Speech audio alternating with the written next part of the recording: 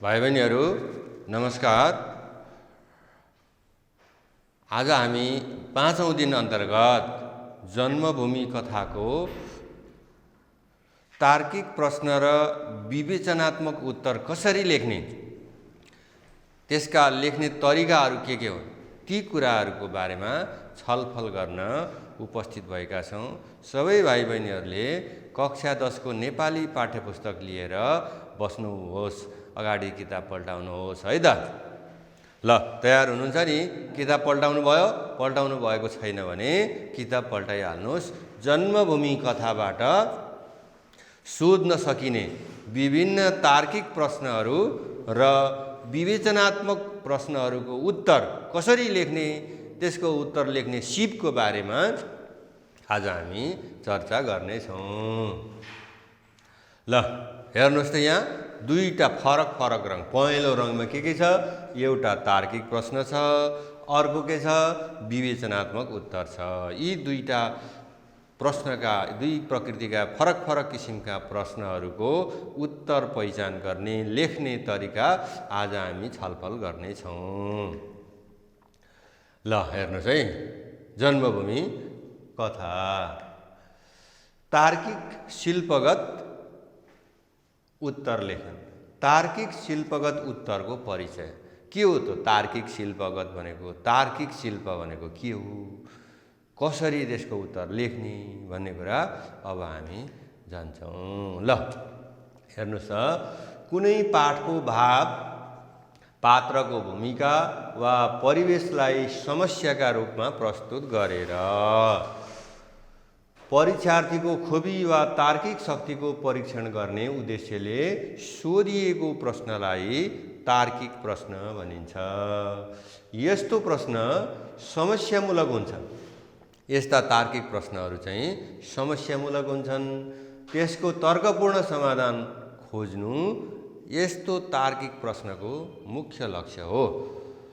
ल, यस्ता प्रश्नको उत्तर लेख्दा पाठको विषयवस्तुको आंशिक सहारा मात्र लिने, पाठबाट थोरै मात्रै सहारा लिने, बाँकी आफूलाई लागेको उत्तर आफ्नो मनबाट तर्कपूर्ण तरिकाले यस आधारमा यो कुरा मेरो विचारमा ठिक हो भनेर ठोस आधार, तर्क र प्रमाणका आधारमा त्यस्तो उत्तर लेख्नुपर्छ र सबै कुरा व्यक्तिगत तवरले पुष्टि गर्नुपर्छ। तार्किक शिल्पगत उत्तरको संरचना।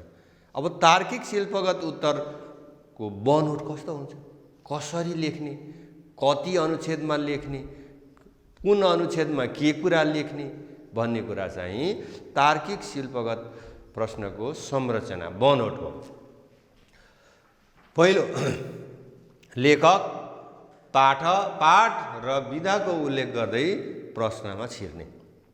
प्रश्नले भनेको उत्तर लेख्न सुरु गर्दाखेरि सुरुमा लेखक, पाठ र विधाको उल्लेख गर्दै विषयमा प्रवेश गर्ने, लेखाइ सुरु गर्ने। प्रश्नको मूल आशयसँग सम्बन्धित समस्याको पहिचान गर्ने, विषयको तर्कपूर्ण प्रस्तुति र समाधानमुखी विचार व्यक्त गर्ने, अनावश्यक व्याख्या र उदाहरणहरू प्रस्तुत नगरी मूल समस्यामा केन्द्रित रहेर खँदिलो तरिकाले तर्कहरूको व्यवस्थापन गर्ने। एकदम तर्कलाई बाँधेर खँदिलो बनाएर लेख्नुपर्छ। अन्तिममा निचोड अंश। पहिलो खण्डलाई 1 अथवा 2 अनुच्छेदसम्म लेख्न सकिन्छ र दोस्रो खण्ड, अन्तिम खण्डलाई एउटा अनुच्छेदमा लेख्नुपर्छ। अन्तिम अनुच्छेदको रूपमा आफूलाई मूल पात्रका रूपमा प्रस्तुत गर्दै आत्मपरक शैलीमा माथिका कुराहरूको समाधानमुखी निष्कर्ष। अन्तिममा म लक्ष्मणको ठाउँमा तपाईँ हुनुभएको भए, रामको ठाउँमा तपाईँ हुनुभएको भए, विभीषणको ठाउँमा तपाईँ हुनुभएको भए तपाईँ के गर्नुहुन्थ्यो भन्यो भने अन्तिममा म फल्ना ठाउँको ठाउँमा भएको भए म यस्तो गर्थेँ भनेर आफ्ना विचारहरूलाई खँदिलो पारामा प्रस्तुत गर्नुपर्छ। ल, हेर्नुहोस् त, तार्किक शिल्पगत उत्तर लेख्दा ध्यान दिनुपर्ने कुराहरू। तार्किक शिल्पगत उत्तर लेख्दाखेरि के कुरामा ध्यान दिने त? कसरी लेख्ने, पहिला के गर्ने अनि के गर्ने अनि के गर्नेको क्रममा तरिकाहरू यहाँ आउँछन् है त। ल नम्बर 1, प्रश्नलाई राम्ररी मनन गरी त्यसको मूल समस्या पहिला हुने। के हो त खास समस्या? तार्किक प्रश्न भनेपछि त त्यहाँ त समस्या हुन्छ। त्यो समस्या के हो त? पहिलो प्रश्नलाई पढेर बुझ्नुपर्छ। दोस्रो, प्रश्न जुन क्षेत्र वा समस्यामा लक्षित छ त्यसैमा मात्र केन्द्रित हुनुपर्छ। प्रश्नले जे कुरा मागेको छ त्यो कुरा बाहेक अरूतिर ध्यान दिनु हुँदैन। त्यस्तै तार्किक शिल्पगत उत्तरमा लेखकको परिचय वा पाठको व्याख्या आवश्यक छैन, लेखिराख्नु पर्दैन। लेखकको नाम वा पाठको सङ्केत गरे मात्रै पनि पुग्छ। फलनाले लेखेको यो पाठ भन्दा पनि हुन्छ है। ल चौथो, पाठको कथासार लेखेर वा विषयवस्तुको वर्णन गरेर आकार बढाउने, ठुलो धेरै मैले त यति लेखेँ आहा भनेर बनाउनु हुँदैन। तार्किक शिल्पगत उत्तर खण्ड र निचोड खण्ड गरी कम्तीमा 2टा अनुच्छेद हुन्छन्। पहिलो खण्डलाई 2 अनुच्छेद बनायो भने अन्तिम निष्कर्ष खण्डलाई एउटा अनुच्छेद गरेर 3 अनुच्छेदसम्ममा बढीमा तार्किक प्रश्नको उत्तर 3 अनुच्छेद, घटीमा 2 अनुच्छेदमा हामीले समेट्नुपर्छ। अर्को, समापन गर्दा निचोड खण्डको अन्त्यमा प्रश्नको मूल समस्याको एउटा न एउटा समाधान दिनुपर्छ। अन्तिममा गएर तपाईँ के गर्नुहुन्थ्यो भन्नेको हुन्छ अन्तिममा। त्यो म भएको भए, फलनाको ठाउँमा म भएको भए यसो गर्थेँ भनेर भन्नुपर्छ।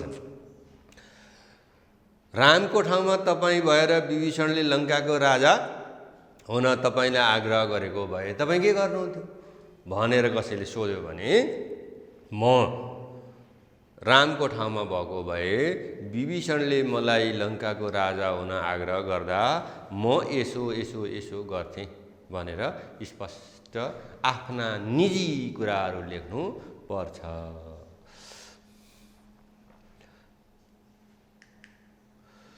अब तार्किक शिल्पगत प्रश्न र उत्तरको नमुना कस्तो हुन्छ यसको प्रश्न चाहिँ? प्रश्न हेर्नुहोस् त, प्रश्न हेर्नुहोस् अनि त्यसको उत्तर कस्तो हुनुपर्छ त्यो पनि हेरौँ। नम्बर 1, लङ्कामाथि विजय प्राप्त गरेपछि त्यस्तो सुन्दर र सम्पन्न लङ्कालाई छाडेर राम र लक्ष्मण अयोध्या फर्किनु कतिको उचित थियो? ठिक थियो कि थिएन? तपाईँ भएको भए फर्किनुहुन्थ्यो त? तर्क दिनुहोस् भने त हो। ल तर्क दिनुहोस्। ठिक थियो भने यस कारण थियो, थिएन भने यस कारण थिएन भन्नुपर्छ।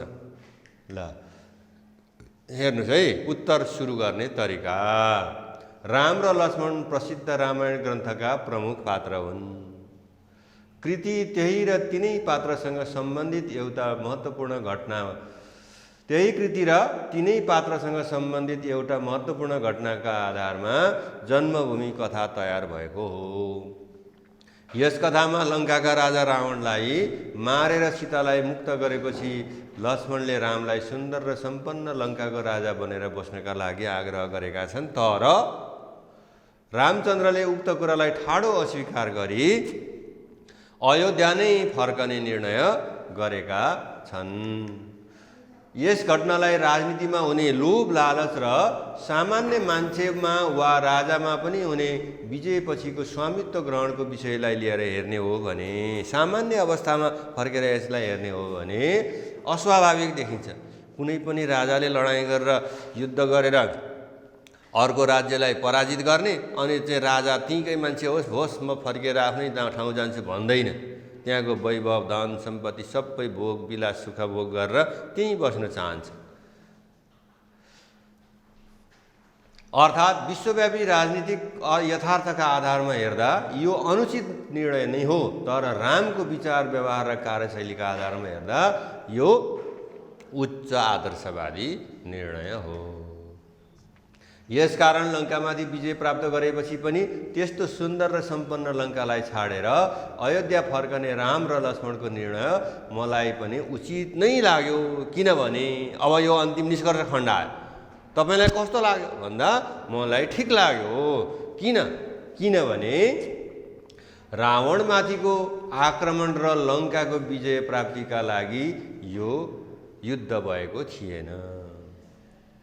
त्यो केवल रावणको अपहरणबाट सीतालाई मुक्त गर्न र उसको अत्याचार समाप्त गर्न र उसलाई अहङ्कारको पाठ सिकाउन, सबक सिकाउनका लागि यो युद्ध गरिएको थियो।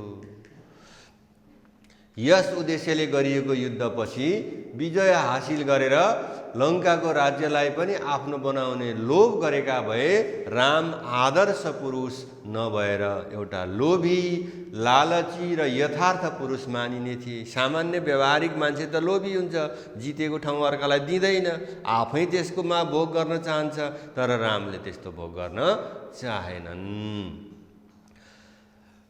यसको एउटा कारण यो हो भने अर्को कारण देशभक्ति। राममा आफ्नो मातृभूमि, जन्मभूमिप्रति अगाध आस्था र प्रेम थियो। त्यो कारणले पनि उनी लङ्काको राजा हुन चाहेनन्।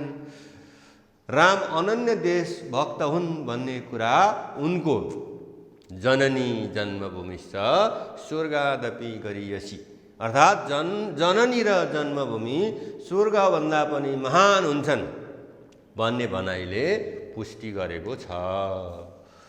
यही आदर्श भावनाका कारण उनका लागि सुन्दर र सम्पन्न लङ्काभन्दा सामान्य अयोध्या महान र प्रिय पनि लागेको हो। यसरी हेर्दा मान्छेको स्वभाव दुई प्रकारको देखिन्छ। स्वभाव दुई खालको हुन्छ। एउटा बाहिरी सम्पत्तिमा मोहित भएर आफ्नो देशलाई त्याग्ने र अर्को देशका तुलनामा संसारका सारा वैभवहरू तुच्छ सम्झिने। एउटा अर्काको देशको धन सम्पत्ति, ऐस आराम, मोज मस्तीलाई हेरेर त्यतै जाने, आफ्नो देशलाई छोडिदिने। अर्को त्यस्तो धन सम्पत्ति, सुख शैल, मोज मस्ती भन्नेका क्षणिक कुरा हुन्। ठुलो कुरा सन्तुष्टि हो, मातृभूमि हो भनेर ती अरू देशका सुख सुविधालाई तुच्छ सम्झिने दुई खालको मान्छे राम उल्लेखित चरित्रमध्ये दोस्रो वर्गमा परे। राम लोभी थिएनन्, लालची थिएनन्, अर्काको धन सम्पत्तिमा लोभिने खालका थिएनन्। त्यसैले रामले धन सम्पत्ति, मोज मस्ती, सारा वैभव लङ्काको छोडिदिए, जसले आमा र जन्मभूमिलाई संसारको सबैभन्दा महान र मूल्यवान कुरा मान्ने गर्दछ। यस आधारमा लङ्कामाथि विजय प्राप्त गरेपछि र त्यहाँ राजा बनेर बस्नका लागि विभीषण र सुग्रीवहरूको समेत आग्रह हुँदै पनि राम र लक्ष्मणले सुनले भरिएको लङ्कालाई छाडेर अयोध्या फर्कने निर्णय गर्नु उचित थियो भन्ने मलाई लाग्छ भनेर अन्तिममा आफ्नो राय दिनुपर्छ। यसो भयो भने यो प्रश्नको उत्तर ठिक हुन्छ, मिल्छ। यो ढाँचाबाट हामीले प्रश्नको उत्तर, तार्किक प्रश्नको उत्तर लेख्नुपर्छ। अब तार्किक प्रश्न खालि एउटा मात्रै त हुँदैन। हरेक परीक्षामा एउटा न एउटा तार्किक प्रश्न त आएकै हुन्छ। अब यहाँ हेर्नुहोस् त भाइ बहिनीहरू, दुईवटा प्रश्न छ। भाइ बहिनीहरूको लागि अभ्यास गर्न मैले दुईवटा प्रश्न राखेको छु। हेर्नुहोस्, एक, यदि तपाईँ विभीषण हुनुभएको भए आफ्ना दाजु रावण र दाजुको शत्रु रामचन्द्र कसलाई साथ दिनुहुन्थ्यो? तपाईँ विभीषण हुनुभएको भए दाजुलाई सहयोग गर्नुहुन्थ्यो, आफ्नो दाजु रावणलाई सहयोग गर्नुहुन्थ्यो कि रामलाई गर्नुहुन्थ्यो त? विभीषणले त रामलाई गरे, तपाईँ चाहिँ त्यो ठाउँमा भएको भए नि त आफ्ना दाजुलाई गर्नुहुन्थ्यो कि रामलाई गर्नुहुन्थ्यो? यो एउटा तार्किक प्रश्न। अर्को, भरतलाई अयोध्याको राजा हुन छाडिदिएर लङ्काको राजा राम नै बन्नुपर्छ भन्ने लक्ष्मणको प्रस्ताव तपाईँलाई कस्तो लाग्यो? आफ्नै भाइले अयोध्या राज्य चाहिँ भरतलाई छोडिदिउँ, तपाईँ हामी यतै लङ्कामा बसौँ, तपाईँ राजा हुनुहोस्, म तपाईँको सेवा गरेर बस्छु भनेर लक्ष्मणले त भनेका हुन्। र त्यो ठाउँमा, रामको ठाउँमा तपाईँ भएको भए, भाइ लक्ष्मणले त्यसो भनिरहँदा तपाईँ के गर्नुहुन्थ्यो? अर्को तर्कपूर्ण प्रश्न छ। यी दुईवटा प्रश्नको उत्तर लेखेर अभ्यास गर्नुहोस् है त। ल, अब हामी दोस्रो खण्डमा गयौँ। दोस्रो चाहिँ अब पाठगत बोध, लामो उत्तर लेख्ने। यो चाहिँ हाम्रो कक्षा 10 को नेपाली विषयको पाठहरू मध्येको लामो उत्तर कसरी लेख्ने भन्ने कुरा है त। विवेचनात्मक उत्तर लेख्ने तरिका, विवेचनात्मक प्रश्न र उत्तर कसरी लेख्ने भन्ने कुरा यहाँ आउँछ। विवेचनात्मक उत्तर भनेको के? विवेचनात्मक उत्तर भनेको के हो? हेर्नुस् त भाइ बहिनीहरू, कुनै पनि प्रश्नमा केन्द्रित भएर विश्लेषणात्मक तरिकाले दिइने लामो उत्तरलाई विवेचनात्मक उत्तर भनिन्छ। कुनै पनि प्रश्नमा केन्द्रित भएर विश्लेषण गरेर यस्तो ठिक, उस्तो ठिक, यो बेठिक, यो ठिक, यो आधारमा ठिक, यसका फाइदाहरू यी हुन्, बेफाइदाहरू यी हुन् भनेर केस्रा केलाएर विवेचना गरेर लेखिने उत्तरको नाम नै विवेचनात्मक उत्तर। विवेचना भनेको विश्लेषण, समीक्षा वा समालोचना हो, तर सैद्धान्तिक समालोचनाको आंशिक रूप मात्र यहाँ विवेचना अन्तर्गत पर्दछ। समय र अङ्कको सीमामा बाँधिएर लेख्नुपर्ने हुनाले यसको 8 अङ्क समय पनि हामीसँग दिएर हुँदैन। कति हुन्छ 8 अङ्कका लागि? लगभग 16-17 मिनटभित्र हामीले यसलाई लेख्नुपर्छ। अनि लेख्नुपर्ने हुनाले विवेचनात्मक उत्तरमा पाठका सबै तत्त्वहरू समावेश हुन सक्दैनन्। त्यसैले यसमा जुन कुरा सोधिएको छ त्यसैमा मात्र केन्द्रित भएर आफ्नो विश्लेषणात्मक र तार्किक क्षमता, आफ्नो खुबी, आफ्नो क्षमतालाई त्यहाँ उत्तरमा प्रस्तुत गर्नु पर्दछ। सरासर पाठको भाव वा विषयवस्तु प्रस्तुत गर्न अनेकौं बाहिरी उदाहरणहरू प्रस्तुत गरेर सोधेको कुरालाई गौण बनाउनु र अनावश्यक विद्वता प्रदर्शन गरेर म यति जान्ने छु, मसँग यति शब्द छन्, म यति खेलाउन सक्छु भनेर देखाउनु हुँदैन। यस्तो रहरमा शब्दमा मात्र खेल्नु जस्ता कुराले विवेचनात्मक उत्तरलाई फोहोर बनाउँछ, दूषित बनाउँछ। यस्तो गर्नु हुँदैन। त्यसैले विवेचनात्मक उत्तर प्रश्नको आशयभन्दा बाहिर नगइकन निर्धारित आकारमा लेखिएको मौलिक, तार्किक, विश्लेषणात्मक र पूर्ण हुनुपर्छ। यस तरिकाले हामीले विवेचनात्मक उत्तर लेख्नुपर्छ। विवेचनात्मक उत्तरको संरचना कसरी बनेको हुन्छ त यो भन्दाखेरि अब यसको संरचना हेर्नुहोस्। पहिलो खण्ड परिचय खण्ड, पहिलो अनुच्छेदमा लेख्ने है। यसमा के लेखकको छोटो परिचय, जन्मस्थान, जन्म, पहिलो रचना, प्रमुख कृति आदि र प्रमुख विशेषता छोटो छोटो जानेसम्मको। यसमा त्यति धेरै समय खर्च गर्नु पर्दैन।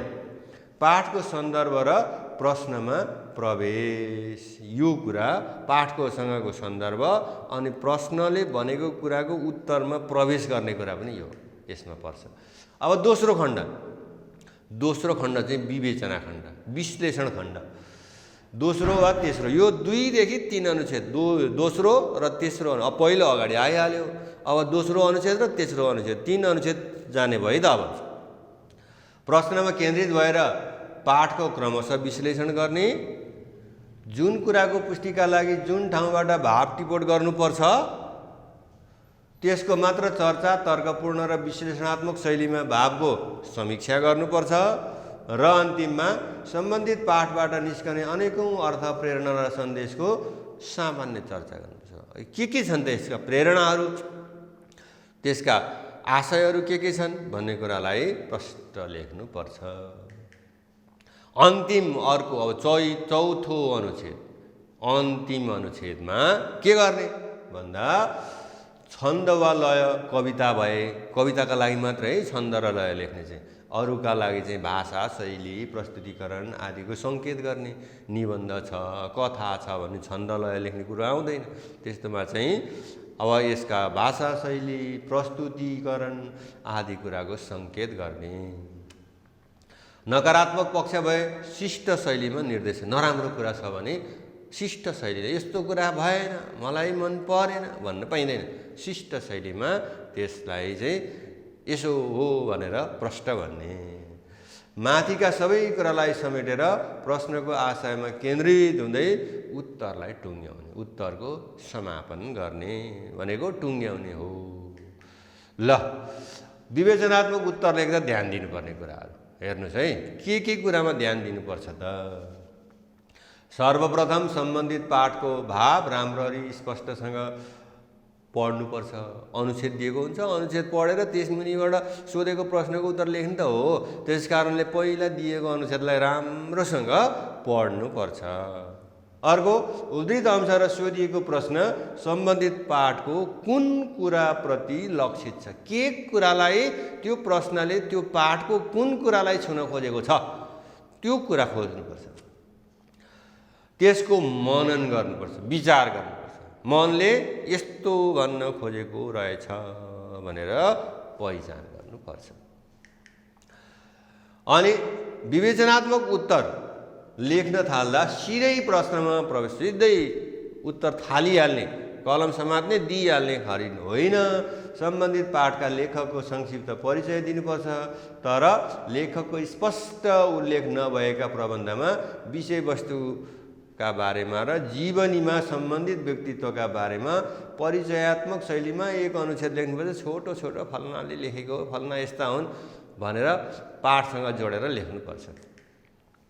अर्को, उत्तर लेख्दा पाठको भाव, विषय वा कथावस्तुलाई सुई लेख्नु हुँदैन। सिधै कथावस्तुलाई लेखिहाल्नु, त्यसले भन्न खोजेको कुरालाई सिधै उत्तर लेखिहाल्नु हुँदैन। उत्तरका लागि जुन ठाउँको जे कुरा आवश्यक हुन्छ त्यही मात्र टिप्नुपर्छ। अनुच्छेद पढ्दा जुन ठाउँको जे कुरा आफूलाई चाहिन्छ त्यति मात्रै त्यसलाई टिप्नुपर्छ। अरू सबै सुई सार्नु पनि हुँदैन। लेखाइका क्रममा विद्वता प्रदर्शन गर्ने उद्देश्यले अनावश्यक जटिल शब्दको जाल बुन्ने काम गर्नु पनि हुँदैन। सरल भाषामा तर्कपूर्ण र विश्लेषणात्मक अभिव्यक्ति दिने प्रयास गर्नुपर्छ, प्रयत्न गर्नुपर्छ। लेखकले कतै उनी कतै उहाँ जस्ता, लेखकलाई कतै उनी कतै उहाँ जस्ता सर्वनामको प्रयोग नगरेर सबैतिर मध्यम आदर वा उनी र त्यही अनुसारको क्रियापदको प्रयोग गर्नुपर्छ। धेरै ठाउँमा आउने समस्या हो है भाइ बहिनीहरू यो। किनभने लेख्दै जाँदा भानुभक्तको कविताको बारेमा आयो भने भानुभक्त चुन्दिरङ्गामा जन्मिनु भएको हो भनेर उच्च आदरको प्रयोग गर्नु पर्दैन, मध्यम आदर। भानुभक्त तनहुको चुन्दिरङ्गा भन्ने ठाउँमा विक्रम सम्वत 1871 असार 29 गते जन्मेका हुन्। स्पष्ट मध्यम आदरको प्रयोग यसरी गर्नुपर्छ। त्यहाँ तपाईँ उहाँ भनेर उच्च आदरको प्रयोग गर्नु हुँदैन। फेरि कतै तपाईँ भन्ने, कतै तिमी भन्ने, आफैमा आत्मविश्वास नभएको जस्तो सर्वनामको विविध रूपको प्रयोग एउटै व्यक्तिका लागि एउटै पाठमा गर्नु हुँदैन। एकै खालको एक छत्त प्रयोग गर्ने, सबै ठाउँमा मध्यम आदरको, सामान्य आदरको प्रयोग गर्ने। अनि विवेचनात्मक उत्तरमा परिचय खण्ड, विश्लेषण खण्ड र निचोड खण्ड गरी 3 अनुच्छेद चाहिँ हुनैपर्छ है। 3टा चाहिँ कम्तीमा हुनु पर्यो। 4-5 सम्म पुर्याउन सकिन्छ। 2टामा एउटामा समेट्छु भन्यो भने चाहिँ त्यो सम्भव हुने कुरा होइन। र विषयवस्तुको क्षेत्र र आवश्यकता हेरी बढाउनु पर्ने भएमा विश्लेषण खण्डलाई 2 अनुच्छेद बनाउन पनि सकिन्छ। यसो भयो भने 4वटा अनुच्छेद हुन्छ। अनि उत्तर पुरा गर्दा जहिल्यै पनि प्रश्नको अन्तिम क्रियापदलाई ध्यान दिएर प्रश्नको आशय पुष्टि हुने गरी उपयुक्त क्रियापदको छनौट गर्नुपर्छ वा त्यही क्रियापद राखेर अन्तिममा टुङ्गाइदिनु पर्छ। ल, एउटा नमुना प्रश्न राखेको छ, त्यसको उत्तर पनि नमुनाको रूपमा यहाँ म भाइ बहिनीहरूलाई सजिलोको लागि प्रस्तुत गर्छु है त। भाइ बहिनीहरू तयार हुनुहोस् है। जन्मभूमि कथाले भाइ फुटे गँवार लुटे भन्ने उखानलाई कसरी चरितार्थ गरेको छ विवेचना गर्नुहोस्। दाजुभाइका बिचमा फुट भयो भने त्यसको फाइदा अर्कोले लिन्छ भन्ने कुरालाई कसरी देखाइएको छ त, त्यसको विवेचना गर्नुहोस् भन्ने प्रश्न छ। अब त्यसका लागि तलको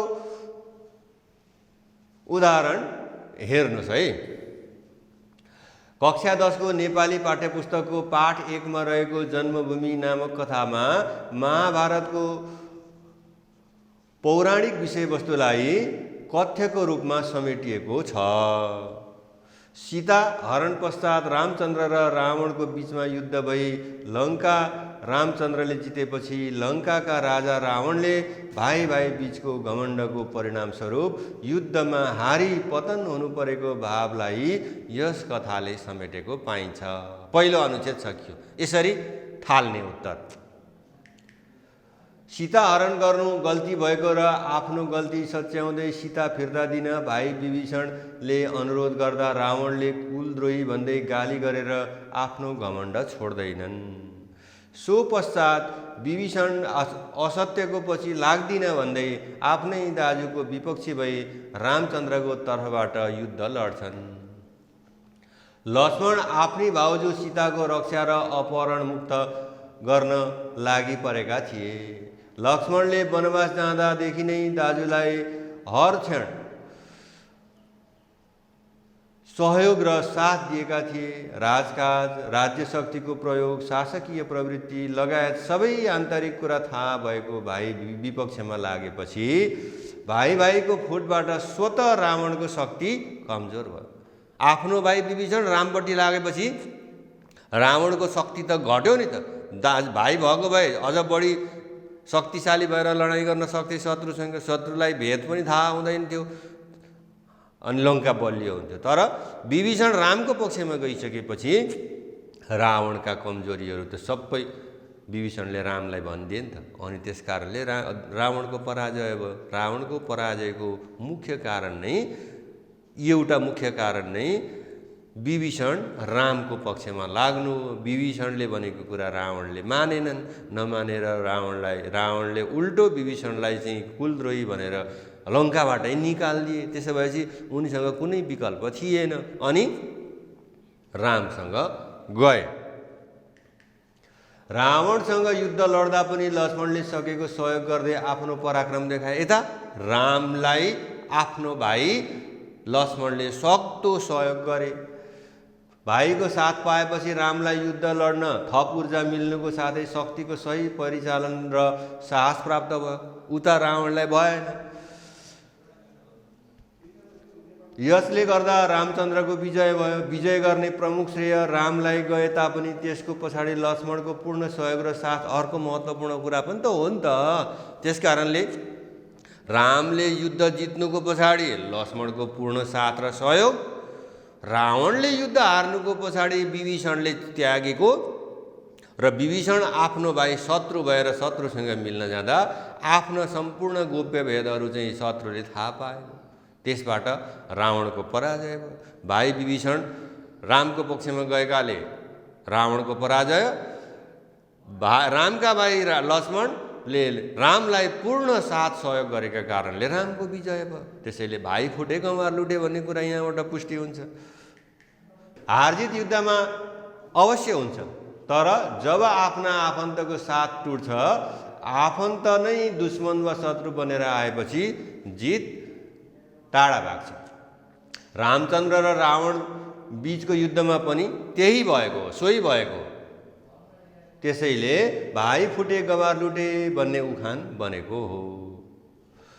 आफ्नो भन्ने नै पराई भएपछि वा आफ्नालाई नै रिजाउन नसकेपछि पराईले दागा धर्नु स्वाभाविक हो।